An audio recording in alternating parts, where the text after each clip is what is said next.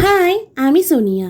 আর আমি চেষ্টা করছি ৭৫ দিনে আমার ২০ কেজি ওয়েট লস করতে। আর আমি যেভাবে করার চেষ্টা করছি তার পুরোটাই তোমাদের সাথে শেয়ার করছি নানান ভিডিওর মাধ্যমে। আজকের মোস্ট ডিমান্ডিং টপিক হচ্ছে ডিটক্স ওয়াটার।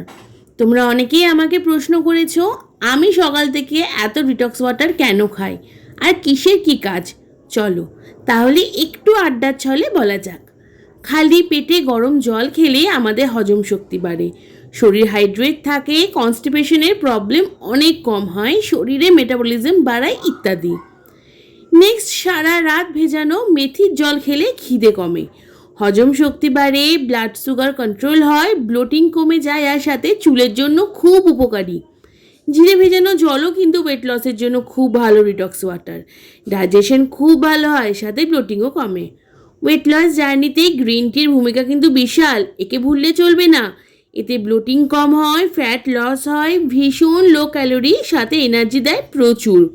এছাড়াও রয়েছে লেবু শসার ডিটক্স ওয়াটার, মেথি মৌরি জোয়ান ভেজানো জল, আপেল দারচিনি নানা রকমের।